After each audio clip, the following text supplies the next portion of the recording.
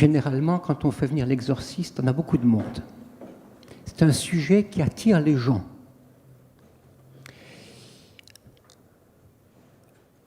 Vous allez mourir, et moi aussi. Vous allez vivre du mieux possible. La question du diable n'est pas réservée à la question de la confession religieuse, catholique ou ce que vous voulez. C'est une réalité qui existe de partout parce que d'abord, il y a la peur. Les gens ont peur. Et quand on a peur, on croit en tout ce qui passe et on est prêt à faire n'importe quoi. Dans l'Église catholique, c'est bien sûr les Écritures. Dans l'Église catholique, nous ne sommes pas les seuls êtres intelligents. Vous avez parlé de l'intelligence artificielle, l'intelligence contemporaine, l'intelligence dans les médias ou ailleurs. Si vous avez fait HEC, vous devez bien savoir qu'on peut faire ce que l'on veut avec qui que ce soit. Il suffit de le décider et je peux emmener monsieur là où je veux, si je le veux, du moment que j'applique la règle du diable. Il y a une règle systématique qui marche à tous les coups. Première étape, suggestion. Pour créer ensuite une délectation, et une fois qu'on passe de la suggestion à la délectation, c'est foutu, c'est hormonal. Et on obtient ce que l'on veut, on obtient le consentement. Une bonne affiche publicitaire a ces 3 éléments. Un bon commercial a ces 3 éléments. Les curés fonctionnent différemment. Commandement, confiance, obéissance, joie. Donc, pour vous dire que le démon, chez nous, c'est une intelligence. Donc, si le mal est logique, il est donc intelligent, donc c'est qu'il y a quelqu'un. Et plus intelligent que moi. Donc, on ne se propose pas de s'affronter à lui, car on sera perdant. Je prends des exemples. Si vous voulez faire manger du sucre en poudre à quelqu'un, c'est quand même pas très excitant. Il faut toujours utiliser, par exemple, en haut, toujours le haut. Après à droite, après à gauche, sur l'affiche et en rond. Béguincé. Vous ne dites même plus de quoi il s'agit. Vous pouvez dire Hermès, vous pouvez dire Lacoste. Tout de suite, vous êtes déjà en délectation. Mercedes-Benz, vous serez en délectation. iPhone, vous serez en délectation. On ne dit même plus le nom du produit. En dessous, béguincé. Sur fond jaune, écrit en rouge.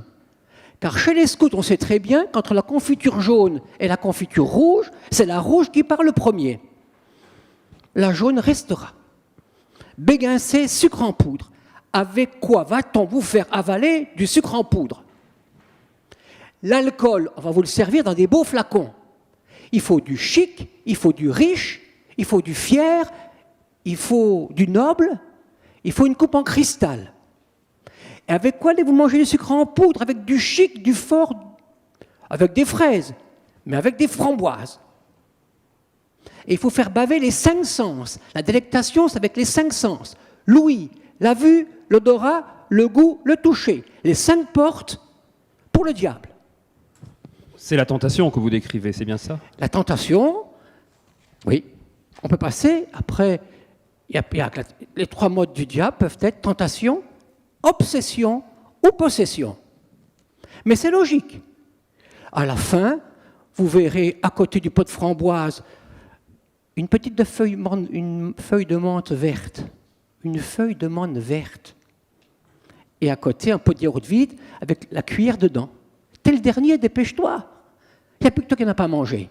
De toute façon, on peut faire ce que l'on veut avec qui l'on veut. Il suffit simplement de s'en donner la peine et de trouver la faille.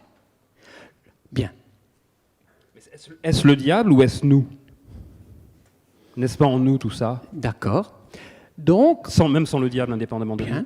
On peut revenir au père des Jésuites, au général des Jésuites, qui nous a fait une émeute récemment en déclarant Urbi et Orbi que le démon est un symbole. Voilà. Donc grand débat dans l'Église, grand débat actuel, non? Non, petit débat. Pas dans l'Église, mais on a dû passer un peu dans les médias pour un peu rappeler les choses.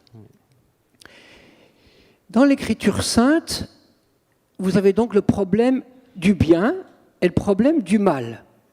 Si vous mettez le bien et le mal à parité, vous devenez manichéen. Absolument. C'est-à-dire c'est une secte, une hérésie, dont relèvent les cathares, les albigeois et d'autres sectes. Les bogomiles. Voilà. Oui, j'ai dû chercher votre nom. Bien. Donc, toujours est-il, nous croyons à l'existence donc d'êtres invisibles qu'on appelle les anges. Vous y croyez, vous n'y croyez pas. Vous les remplacerez par quelque chose d'autre. Les anges, nous ne sommes pas les seules créatures créées. Parmi les anges, il y a les anges tous créés bons, tout a été créé bon. Mais comme ce sont des créatures, ils avaient une vocation. Et à partir du moment où ils n'accomplissent plus leur vocation dans l'ordre de leur destination, ils s'opposent et donc ils perdent ce qu'ils sont, puisqu'ils ne sont plus ce à quoi ils sont affectés. Et en cela, les anges ont donc déchu. Ça s'appelle le péché des anges. Quel est-il ? Oh, je ne servirai pas le projet divin. Et le projet divin relève de l'ordre de la création et de l'ordre de l'adoration. Le Satan qu'on appelle Lucifer, nous en avons donc des exemples et ont été possédés pas seulement les pauvres gens pécheurs ou les gens qui auraient une vie désordonnée. La possession appartient aussi aux saints. Des saints ont été possédés, c'est-à-dire qu'ils perdent le contrôle de leurs décisions et même ils ont des gestes, des mouvements qui peuvent être dangereux pour eux. Donc, je reviens à mon papier. Diable, ça veut dire diabolos. Il existe en grec, il existe en latin, il existe en hébreu, dans le judaïsme, dans le christianisme, dans l'islam et dans moult religions.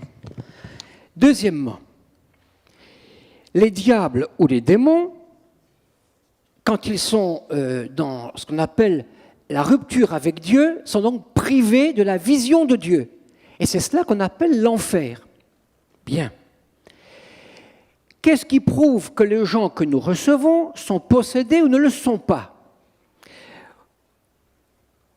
Vous avez bien sûr la vie objective avec les névroses, les psychoses, les paranoïas, etc. Mais comme disait saint Ignace de Loyola, le démon est comparable à un chef de guerre qui veut s'emparer d'une citadelle. Il va donc repérer les failles. Il n'y a donc pas une séparation forcément étanche entre une névrose, une psychose ou une paranoïa. Mais il y a des signes objectifs pour le vérifier. Parce qu'il est plus intéressant d'aller voir l'exorciste que son psychiatre chez certains. Alors, on va y venir, si vous voulez, qui sont les gens qui viennent vous voir et pour quelles raisons et comment vous faites la distinction, effectivement, entre une dépression, parfois, simplement, ou une psychopathie et la possession. Mais pour rester un tout petit peu sur le diable d'un point de vue théologique, donc si je comprends bien, le diable n'existe pas, il existe les démons. Il y a plusieurs démons qui sont ces anges déchus, à qui l'histoire ou l'Inquisition, des prêtres, etc., ont donné des noms que sont Lucifer, que sont Astra. Les noms dans la Bible ne sont pas donnés par les prêtres, mais par la Bible. Vous avez... La Bible cite les démons, oui, tous. Il y a Asphodèle ou... Non. Ceux que nous connaissons au niveau de la rectitude des propos, pour ne pas tomber dans l'ésotérisme, qui rapporte 3 milliards à la balance commerciale française. Il y a le prince des démons, Lucifer, qui est le chef des démons. Donc Lucifer, c'est le chef. Il y a les anges qui l'ont suivi, et dans le livre de l'Apocalypse, les anges sont plus nombreux que les étoiles du ciel, on appelle ça les myriades. Il y a 1/3 des anges qui ont suivi Lucifer. 1/3 ? Oui. Voilà ce que il a une capacité... Le livre de l'Apocalypse. Ouais. Je cite le livre de l'Apocalypse selon saint Jean. Le prince des ténèbres, le prince de ce monde, le prince des anges, le séducteur, le menteur, l'antéchrist, Beelzéboul, Belzébuth, le grappin, Méphistophélès, etc., etc. On peut vous parler en abstrait comme ça. 1. La réalité des anges, oui ou non ? Regardez les tympans des cathédrales. Pensez-vous qu'il s'agisse là d'illumination de gens lettrés qui avaient un problème de dessin et de figuration dans leur imaginaire? Je ne le pense pas. Le démon, soit vous l'expérimentez et vous êtes en lien avec une intelligence, soit vous avez peur de lui. Ceux qui ont peur, eh bien, ils racontent tout ce qu'ils veulent. Ceux qui ont une intelligence, ils peuvent enfin exploiter la situation et s'en sortir. Et mon père, pourquoi Dieu tolère le démon? Ah ça, toute question qui commence par « Pourquoi » est un procès. Pourquoi, chérie, t'arrives si tard ce soir? Comment se fait-il, chérie, que t'arrives si tard ce soir? Merci, merci monsieur. Dieu a créé les choses bonnes. À partir du moment où il y a une liberté, ce qu'il a créé, il ne le reprendra pas. Donc le bon Dieu, c'est marqué sur son front « pigeon ». Ça, sachez-le. Le bon Dieu n'exige rien, il donne tout. Il perd. Donner égale perdre. Du moment qu'il a créé les anges, il ne peut plus les détruire.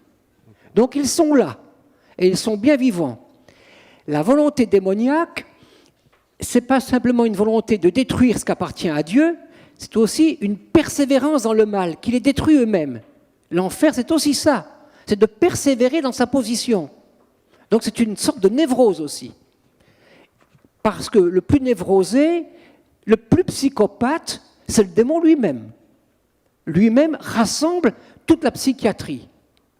Et il est psychiatrique.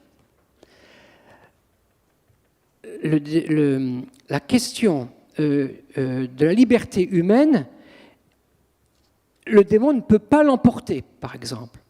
Impossible. Il peut nuire à l'homme, il peut créer des accidents. Ce n'est pas réservé au cinéma américain.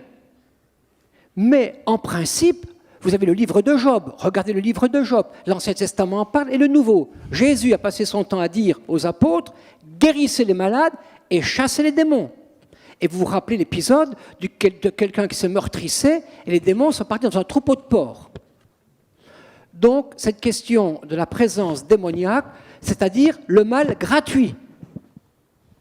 Faire le mal pour le mal. Refuser de pardonner. Chercher sa vengeance. Maudire.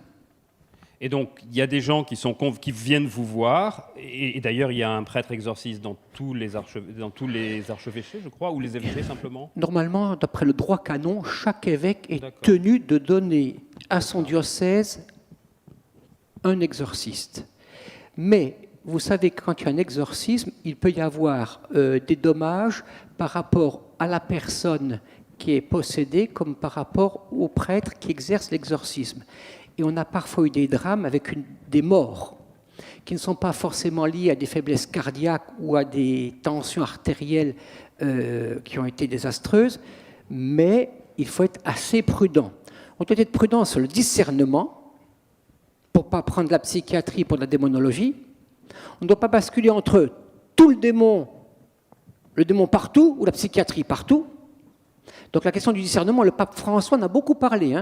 Le pape François n'a jamais cessé, depuis qu'il est le début de son pontificat, de parler de ce problème de l'iniquité, le mystère de la violence et de la mort. Le démon, c'est simple, vous le reconnaîtrez dans vos vies sans problème, quelle que soit votre religion. Il pousse découragement, tristesse, mépris de soi, il va jusqu'au suicide. Il vous vide de vos forces. Ce n'est pas simplement avec des cachets que vous en sortirez. Il faut retrouver les motifs de sa joie et de sa raison d'exister. Et ça, il peut l'enlever. On peut passer peut-être, si vous le voulez, au rite d'exorcisme. Oui. Et comment vous procédez pour retirer le démon? Est-ce que vous le retirez ou est-ce la personne qui le retirait? Je vous raconterai. Nous n'avons aucun pouvoir particulier, pas plus qu'un prêtre diocésain. Donc nous sommes en France, je suis donc l'exorciste d'Île-de-France et des armées françaises. Nous représentons mon confrère le père Berson, qui est un prêtre qui vient de l'aérospatiale, il était Arianespace avant, devenu prêtre tardivement. Donc on prend comme exorciste ou des bons paysans qui ont de la jugeote, ou des gens qui ont de la vie professionnelle. On prend des gens qui ont les pieds sur terre. Deuxièmement, nous représentons donc les diocèses de Paris, Nanterre, Meaux, Évry, Versailles, Créteil, Pontoise, Saint-Denis et les armées. Nous sommes 2 pour un grand bassin. Nous recevons 2500 appels téléphoniques par an. Nous avons 15 collaborateurs. Nous, comme prêtres, on en reçoit 600 chacun, donc 1200. Les autres ne reviennent pas forcément. Notre budget est de 25 000 € de fonctionnement. Nous louons des locaux à une paroisse de Paris. Donc nous ne faisons que ça. Pas de baptême, pas de mariage, pas de paroisse, rien. Donc je vous ai quitté pour venir ici. Nous faisons en moyenne un grand exorciste par semaine. Hommes, femmes de toute nationalité, beaucoup d'Afrique, Cameroun, Antilles, Portugal, Brésil, juifs, musulmans, chrétiens ou autres. Bien. Les problèmes que nous rencontrons, c'est souvent sorcellerie, mauvais œil, maraboutage, magie blanche, magie noire, envoûtement, tournage de table, spiritisme et autre chose. Bien sûr, il y a les problèmes drogue, inceste, etc. C'est l'évêque qui est l'exorciste par définition. Et il nous délègue. Nous avons été nommés par le cardinal 23. C'est lui qui a eu l'idée, il nous a demandé de faire ce service. Personne ne se précipite. Hein. Nous sommes en France environ 90. Nous avons une session tous les ans, tous les exorcistes de France, dépendant de la conférence épiscopale, Monseigneur de Kérimel, évêque de Grenoble. Et tous les 2 ans, nous avons un congrès à Rome avec tous les exorcistes du monde entier. Bien. Donc c'est un sujet qui n'est pas dans la presse, on n'y tient pas, parce que le démon a toujours un tempérament à attirer la curiosité. Les exorcismes, nous les faisons dans une chapelle, il y a toujours 2 prêtres, on les fait à 2. Pourquoi ? Si je tombe sur une nymphomane et qu'elle va à France Info, je suis foutu. Eh oui, j'ai intérêt à avoir des placards avec des bureaux avec des vitres maintenant, hein. Sinon, t'es mort. Deuxièmement, donc nous recevons dans la chapelle, nous n'attachons pas les gens, parce qu'ils peuvent se blesser. Alors, je prends l'exemple d'une jeune fille, maintenant que je vais l'appeler Delphine. Delphine, 23 ans, vient nous voir. Pas de problème. Je la reçois en privé, je l'écoute pour le motif qui est le sien. Trouble intérieur, gêne quand elle prie. Le démon est l'ennemi du bon Dieu. Il ne veut pas que le dessein de Dieu s'accomplisse. Bien. Je le dis parce que on le voit. Cette jeune femme qui est d'origine portugaise, elle a à peine son BEPC, elle n'a pas eu son bac, elle garde des enfants, elle fait du babysitting, point barre. Mais elle va mal. Elle est poussée au suicide, elle a des troubles intérieurs, elle n'arrive plus à prier, elle a le dégoût d'aller à l'église, elle a des pensées qui lui échappent. Bien. On la reçoit sur une chaise, très simplement, et il y a un rituel. Le rituel, c'est ce livre qui, en France, n'est pas en vente à la procure dans d'autres librairies. Nous ne l'avons que pour les exorcistes remis par l'évêque. C'est marqué rituel de l'exorciste. Voilà, prière de supplication. Sinon, on aura des gens qui vont s'en servir pour faire du marketing, vendre le truc. Il y a plein de faux prêtres, plein de faux curés, plein de faux exorcismes. Je vous préviens. Tout un business possible autour de ça. 3 milliards de bénéfices nets. Et les gens marchent, hein. Les gens marchent, c'est impressionnant. Et pas simplement la concierge du 16e. Ça peut être l'avocat de la défense. Ça marche. Les gens, quand ils ont peur, ils s'adressent à tout ce qui passe. Il n'y a plus de logique. Bien, le rituel est très simple. C'est comme une liturgie de baptême. Mais, quand nous commençons, on commence la litanie des saints. Saint Pierre, Saint Paul. La fille commence à se tordre les mains. La tête commence à bouger. Elle ne tient plus sur sa chaise. On dit, pardon, Saint Antoine, Saint Pierre, Saint Paul, Sainte Thérèse de l'Enfant Jésus. Et là, elle change de voix, elle se met à hurler. Pas celle-là! Pas celle-là! Et après, on continue normalement une liturgie qui n'a rien de plus terrifiant qu'une liturgie de mariage. Hein, ou de... Bien. Donc c'est des prières hein, et des injonctions aux démons qui sont... Non, il n'y a pas d'injonction aux démons pour l'instant. Les injonctions aux démons, ce sont ce qu'on appelle l'impératif. L'injonction aux démons, elle est très simple. Je vais vous la dire très simplement. C'est « Je t'adjure, Satan ». On lui parle directement. D'accord. « Je t'adjure, Satan, sors de cette femme ». On ne crie pas. Je n'ai jamais crié. Là, je crie plus que je n'ai jamais crié. Et là, à ce moment, la personne peut baver, crier, vider son estomac en quantité de flotte à n'en plus finir, on ne sait pas d'où ça sort. Elle hurle plus qu'elle a de poumons à respirer. Et là, je me rappelle, cette fille, et ils peuvent avoir des connaissances sur notre vie privée. Et à ce moment, elle se met à parler. En lui disant « tais-toi ». On ne parle pas avec le démon, c'est une règle. Tais-toi, retourne en enfer. Il peut répondre « non, je suis mieux ici ». On dit simplement « gloire au Père, au Fils et au Saint-Esprit ». Il dit « non, gloire à moi, à moi, à moi ». Et alors, lors d'un exorcisme, il fait au prêtre qui était là, mais qui est maintenant évêque d'un brillant diocèse français, « toi, croissant au beurre, tais-toi ». Croissant au beurre, tais-toi. Vous rigolez, hein? Moi aussi. Mais à la fin, on lui dit, mais pourquoi il t'appelait croissant au beurre? Et l'autre devient tout rouge, un bon gros dominicain. Je l'ai déjà confessé. Ah. Oui, l'autre jour, je rentrais de Rome, à l'aéroport, j'avais faim, j'ai mangé 10 croissants au beurre. Quel cochon. Quel cochon.